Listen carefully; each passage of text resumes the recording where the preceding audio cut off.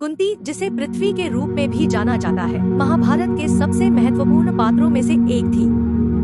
उसका जन्म राजा शूरसेन के यहाँ हुआ था, लेकिन जन्म के कुछ समय बाद ही उसे उसके मामा कुंती भोज को गोद दे दिया गया। यहीं से उसका नाम कुंती पड़ा। कुंती का जीवन जितना शांत दिखता था, वह उतना ही संघर्षों से भरा हुआ था। कुंती के जीवन का पहला बड़ा मोड़ तब आया जब उसने ऋषि दुर्वासा की सेवा की। ऋषि दुर्वासा उसके सेवाभाव से इतने प्रसन्न हुए कि उन्होंने कुंती को एक वरदान दिया। वह जिस भी देवता का आह्वान करेगी, उससे उसे संतान प्राप्त होगी।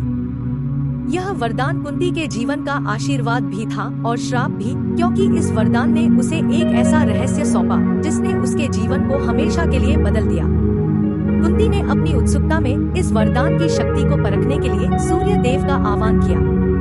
उसकी पूजा से प्रसन्न होकर सूर्य देव ने उसे एक पुत्र प्रदान किया।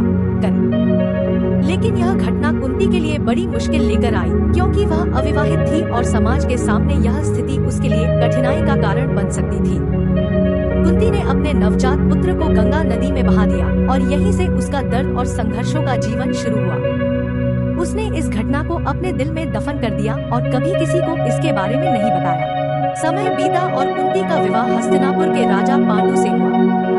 पांडु एक शक्तिशाली और योग्य राजा थे, लेकिन उनके जीवन में भी एक दुर्भाग्यपूर्ण मोड़ आया जब उन्हें एक ऋषि द्वारा श्राप मिला कि वह किसी भी स्त्री के साथ संबंध स्थापित करते ही मर जाएंगे। यह श्राप पांडु और कुंती के जीवन में अंधकार लेकर आया, लेकिन यहीं पर कुंती के वरदान ने एक बार फिर उसकी मदद की। कुंती ने पांडु को अपने वरदान के बारे में बताया, जिससे वह देवताओं का आह्वान करके संतान प्राप्त कर सकती थी। कुंती ने पहले धर्मराज का आह्वान किया और युधिष्ठिर को जन्म दिया। फिर उसने वायु देवता का आह्वान किया और भीम का जन्म हुआ। इसके बाद उसने इंद्र का आह्वान किया और अर्जुन का जन्म हुआ।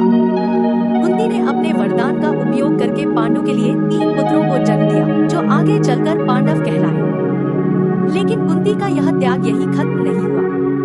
उसने पांडु की दूसरी पत्नी माद्री के लिए भी अपने वरदान का उपयोग किया, जिससे माद्री को नकुल और सहदेव के रूप में जुड़वा पुत्र मिले। इस तरह कुंती 5 पांडवों की मां बनी, लेकिन उसके जीवन में यह केवल संघर्षों की शुरुआत थी।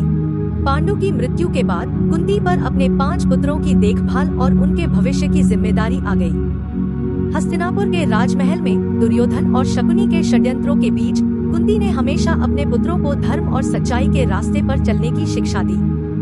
जब युधिष्ठिर ने दुर्योधन के साथ जुए में सब कुछ हार दिया और पांडवों को 13 वर्षों का वनवास भुगतना पड़ा, तब कुंती ने अपने पुत्रों को धैर्य और साहस के साथ इस कठिन समय का सामना करने की प्रेरणा दी।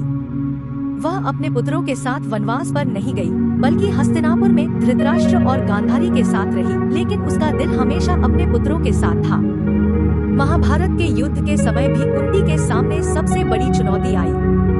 जब उसे पता चला कि कर्ण, जिसे उसने बचपन में त्याग दिया था, वह दुर्योधन का सबसे बड़ा मित्र और पांडवों का दुश्मन बन चुका है, तब उसका दिल टूट गया। लेकिन कुंती ने अपनी भावनाओं को काबू में रखा और कर्ण से युद्ध के समय अपने भाइयों को न मारने का आग्रह किया। कर्ण ने कुंती की बात मानी, लेकिन उसने कहा कि वह अर्जुन को नहीं छोड़ेगा। कुंती की यह मुलाकात उसके जीवन का सबसे भावुक पल था, जहां उसने अपने त्याग की कीमत चुकाई। महाभारत का युद्ध समाप्त हुआ और पांडव विजयी हुए, लेकिन इस जीत के साथ कुंती का दिल भी टूट चुका था। उसने अपने सभी पुत्रों को एक साथ नहीं पाया। कर्ण की मृत्यु ने उसे जीवन भर का दुख दे दिया। कुंती का जीवन त्याग और ममता का प्रतीक था, लेकिन उसके त्याग का परिणाम केवल दर्द और दुख था।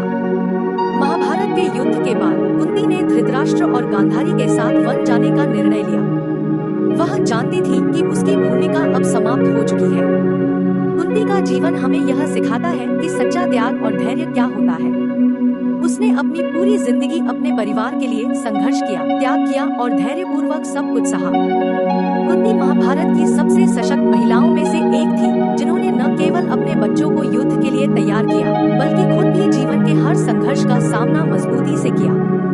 कुंती की कहानी महाभारत का एक अनमोल अध्याय है, जो त्याग, धैर्य और ममता की मिसाल के रूप में सदैव याद किया जाएगा।